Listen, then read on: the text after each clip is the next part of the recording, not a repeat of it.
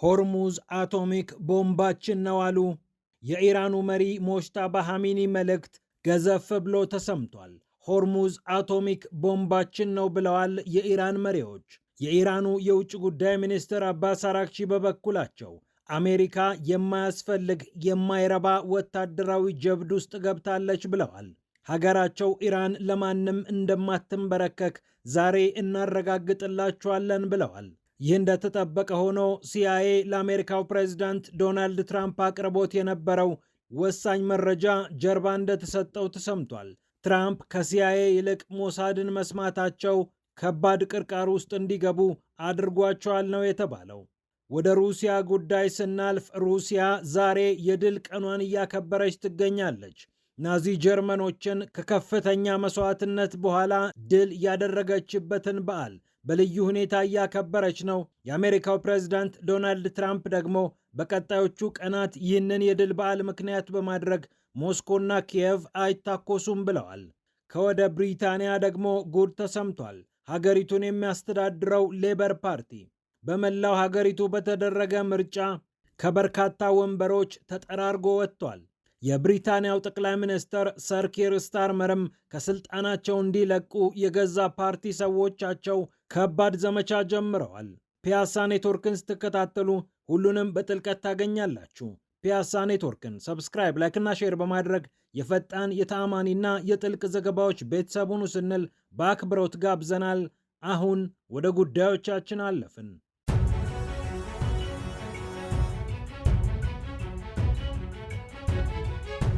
የሞጅተባ ኻሜኒ መልእክት ገዘፍ ብሎ ተሰምቷል። ሆርሙዝ ሰርጥ አቶሚክ ቦምባችን ነው ሲሉ ተናግረዋል። አሜሪካና ኢራን በሆርሙዝ ዙሪያ ከተታኮሱ በኋላ ነው ሰውየው ይህንን አስተያየት የሰጡት። የአሜሪካ ጦር ማዕከላዊ እዝ 2 የኢራን መርከቦች ላይ ጥቃት እንደሰነዘረም የታወቀ ሲሆን ሲስታር እና ሴፍዳ የተባሉ መርከቦች የጥቃቱ ሰለባዎች እንደሆኑ ታውቀዋል።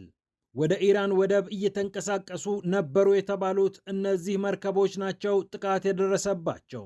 የኢራን አብዮታዊ ጦር በበኩሉ አሜሪካ የሽብር ሥራ እየሰራች ነው፣ አሜሪካዊ ሽብርተኝነትና ጥቃት ይቀለበሳል ብሏል። በደርዘን የሚቆጠሩ መርከቦችን በኢራን ወደብ እንዳያርፉ፣ በኢራን ወደብ መልህቃቸውን እንዳይጥሉ አድርጌያለሁ ብላ በኩራት የተናገረችው ዋሽንግተን ከኢራን ጋር ብርቱ ፍልሚያ ውስጥ ገብታለች። ኢራንም የሆርሙዝ ሰርጥን በሚገባ እጠቀምበታለሁ ነው ያለችው። መሐመድ ሞክበር ይህንን በተመለከተ የሰጡት አስተያየትም ብዙዎችን አስደንግጧል። ሆርሙዝ ሰርጥ ለእኛ አቶሚክ ቦምባችን ነው ብለዋል። የኢራኑ መሪ ሰይድ ሞጅተባ ኻሜኒ አማካሪ የሆኑት ይህንን አቅማችንን እንጠቀምበታለን ብለዋል። በጦርነቱ ውስጥ ያተረፍናቸውን ነገሮች ሁሉ ይዘን እንቀጥላለን። በዓለም አቀፍ ሕግ መሰረት ሆርሙዝን እያስተዳደርን እንቀጥላለን። የተቀየረ ነገር የለም ብለዋል። የአሜሪካው የውጭ ጉዳይ ሚኒስትር ማርኮ ሩቢዮ ደግሞ ከኢራን ምላሽ እየሰጠን ነው፣ የኢራን ፍላጎቶች ግን ተቀባይነት የላቸውም ማለታቸውም ይታወቃል። የሆርሙዝ መዘጋት ነዳጅ ዳግም እንዲጨምር እያደረገ ሲሆን 3 በመቶ ጭማሪ ታይቶበታል ነው የተባለው። በሆርሙዝ መዘጋት ምክንያት ከሆርሙዝ ይወጣ የነበረው ነዳጅ ብቻ ሳይሆን አልሙኒየምም ከፍተኛ የገበያ ምስቅልቅል ፈጥሯል። ይህንን አጋጣሚ ታዲያ ቻይና ተጠቅማ 15 በመቶ ተጨማሪ የአልሙኒየም ኤክስፖርት ገበያ እንደተከፈተላት ታውቋል።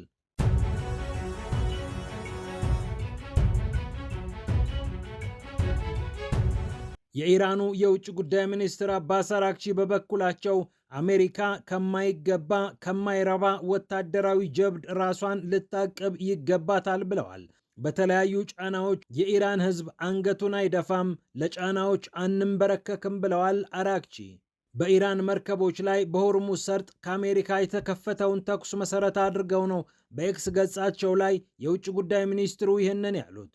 የአሜሪካው አቻቸው ማርኮ ሩቢዮ ደግሞ በጣም ጥሩ ነገር አቅርበንላቸዋል፣ እንደሚስማሙ ተስፋ አደርጋለሁ ብለዋል። ከኢራን ጉዳይ ሳንወጣ ሲአይኤ ያቀረበው ሪፖርት ተቀባይነት ሳያገኝ ቀርቷል ተባለ።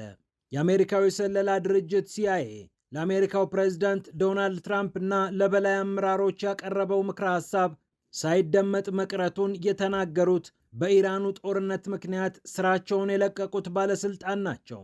የአሜሪካ ብሔራዊ የጸረ ሽብር ማዕከልን ይመሩ የነበሩት ጆ ኬንት የኢራን ጦርነት ሲነሳ የማላምንበት ጦርነት ተነስቷል፣ በእስራኤል ጫና ሀገሬ አሜሪካ ጦርነት ውስጥ ገብታለች ብለው ከስራቸው መልቀቃቸው የሚታወቅ ነው። ጆ ኬንት በኤክስ ገጽ ላይ የተለያዩ ጽሑፎችን እያወጡ የአሜሪካውን አስተዳደር እየተቃወሙ ይገኛሉ። እስራኤል እጃችንን ጠምዝዛ እዚህ ጦርነት ውስጥ ጎትታ ዶላናለች በማለት አስተያየቶቻቸውን በተለያዩ ፖድካስቶችም ላይ እያነሱ ይገኛሉ። ጆ ኬንት በኤክስ ገጻቸው ላይ ሌላ ተጨማሪ ነገር ተናግረዋል። የአሜሪካዊ ስለላ ድርጅት ሲአይኤ ኢራንን በተመለከተ ለትራምፕ አንድ ግምገማ አቅርቦ ነበር። ይህ ግምገማ ኢራን የኒውክሌር የጦር መሳሪያ ባለቤት ለመሆን እየሰራች ነው ወይስ አይደለችም የሚለውን የሚመልስ እንደሆነ ተነግሮለታል። ታዲያ ሲአይኤ በደረሰበት ድምዳሜ መሰረት ኢራን ወደዚህ መንገድ እየገባች አልነበረም። የኒውክሌር ቦምብ ለማምረት ኢራን እየሰራች አለመሆኑን ደርሼበታለሁ ብሎ ቢናገርም በትራምፕ ዘንድ ግን ሳይሰማ ቀርቷል። የአሜሪካው ፕሬዝዳንት ኔታንያሁንና የስለላ ድርጅታቸውን ሞሳድን ሰምተው ወደዚህ ጦርነት መግባታቸው ነው በቀድሞ ባለስልጣን የተገለጸው። ልክ እንደ ኢራቅ ሁሉ በተጭበረበረ ማስረጃና በማይረባ ነገር ወደ ኢራቅ ዘምተናል ያሉት ጆ ኬንት ሲአይኤ ያቀረበው ግምገማ መደመጥ ነበረበት ብለዋል። የአሜሪካው ፕሬዝዳንት ዶናልድ ትራምፕ ግን በእስራኤል ምክንያት ወደ ጦርነት ገባችሁ የሚለውን ነገር አይወዱትም።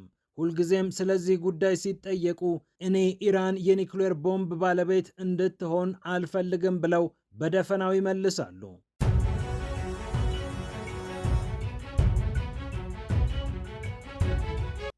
ይህ እንደተጠበቀ ሆኖ ሩሲያ የድል ቀኗን እያከበረች ትገኛለች። ዛሬና ነገ ቅዳሜና እሁድ የሚከበረው ልዩ በዓል ሶቪየት ኅብረት በናዚ ጀርመን ላይ የተቀዳጀችውን ድል መሰረት ያደረገ ነው። 27 ሚሊዮን ሕዝብ ገብራ ታላቅ የ20ኛው ክፍለ ዘመን ድል የተጎናጸፈችው ሞስኮ ይህንን በዓል ሁልጊዜም በክብር ታከብረዋለች። የናዚ ጀርመን መንግስት በጦርነቱ ተሸንፊያለሁ፣ እጅ ሰጥቻለሁ ብሎ የፈረመበትን ቀን ነው ሩሲያ በየዓመቱ የምታስበው። አሁን ላይ 81ኛ ክብረ በዓሉን እያከበረች ትገኛለች። በተለያዩ የሀገሪቱ አካባቢዎችም በዓሉ ድምቅ ብሎ ቀጥሏል። የሩሲያ መንግስት ይህንን በዓል ምክንያት በማድረግ ከዩክሬን ጋር ላለመታኮስ ወስኛለሁ ለተወሰኑ ቀናት ማለቱም ይታወቃል። ታዲያ የአሜሪካው ፕሬዝዳንት ዶናልድ ትራምፕም አስማምቻቸዋለሁ ብለው እንደተለመደው በአስማሚነት ተከስተዋል። በቀጣዮቹ ቀናት ሁለቱ ሀገራት አይታኮሱም፣ ለዚህም ተስማምተውልኛል ብለዋል። በመጨረሻም የብሪታንያው ጠቅላይ ሚኒስትር ሰር ኪር ስታርመር ከስልጣናቸው እንዲለቁ ዘመቻ ተከፍቶባቸዋል። ፓርቲያቸው ሌበር ፓርቲ በሀገሪቱ የሚገኙ የምክር ቤት መቀመጫዎችን ለማግኘት ተወዳድሮ እጅግ አሳፋሪ የሚባል ሽንፈት ገጥሞታል። በየእርከኑ በመላው ብሪታንያ የተደረጉና እስከ 5000 ለሚደርሱ የምክር ቤት መቀመጫዎች የተደረገው ይህ ውድድር ሌበር ፓርቲ በትንሹ 1300 መቀመጫዎችን እንዲያጣ ምክንያት የሆነ ነው። በ27 ዓመታት ጊዜ ውስጥ ታይቶ የማይታወቅ ሽንፈት ደርሶበታል ተብሏል። የሀገሪቱን ፓርላማ እንዲሁም በየደረጃው ባሉ ምክር ቤቶች የተደረጉ ምርጫዎች ለሌበር ፓርቲ አንገት የሚያስደፉ እንደሆነ ተነግሯል። ከ20 በላይ የሚሆኑ የሌበር ፓርቲ ሰዎች ሰውየው ይውረድልን ብለው ጠቅላይ ሚኒስትራቸውን ወጥረው እንደያዙ ቢቢሲ ዘግቧል። በሀገሪቱ እየተደረገ ያለውን ምርጫ ሪፎርም እየተባለ የሚጠራውና በነ ኒጀል ፋራዥ የሚመራው ፓርቲ ከፍተኛ ድል እየተጎናጸፈበት ይገኛል። ሌበር በሺዎች የሚቆጠሩ ወንበሮችን ሲያጣ፣ ሪፎርም በተቃራኒው በሺዎች የሚቆጠሩ ወንበሮችን ማግኘት ችሏል። የብሪታንያው ጠቅላይ ሚኒስትር ሰር ኪር ስታርመር በሀገሪቱ ያለውን የፋይናንስ ፈተና አስተካክላለሁ፣ ህዝባችን ከጫና ይላቀቃል ብለው ቃል ገብተው የነበረ ቢሆንም ውጤቱ ግን ተቃራኒ ሆኗል። ሰውየው ጭራሽ በገቢና በትርፍ ክፍፍል ላይ ተጨማሪ 2 በመቶ ግብር ጥለው ህዝቡን እያቆሰሉት ይገኛሉ። በዚህም በከፍተኛ መጠን ተወዳጅነታቸው ዝቅ ብሏል። ብዙዎችም የጫጉላው ዘመን አብቅቷል፣ በወግ አጥባቂው ወይም በኮንሰርቫቲቭ ፓርቲው ለ14 ዓመታት ያህል ተይዞ የነበረውና ሀገሪቱን መቀመቅ ውስጥ ከቷል የተባለው አመራር በሌበሮች ይሻሻላል ተብሎ ቢጠበቅም ህዝቡ የፈለገውን ነገር ሳያገኝ ቀርቷል ነው የተባለው። ፒያሳ ኔትወርክን ስትከታተሉ ስለቆያችሁ ክብረት ይስጥልን ብለናል። ፒያሳ ኔትወርክን ሰብስክራይብ፣ ላይክ እና ሼር በማድረግ የፈጣን የተአማኒና የጥልቅ ዘገባዎች ቤተሰቡን ስንል በአክብሮት ጋብዘናል። ሰላም ለዓለማችን።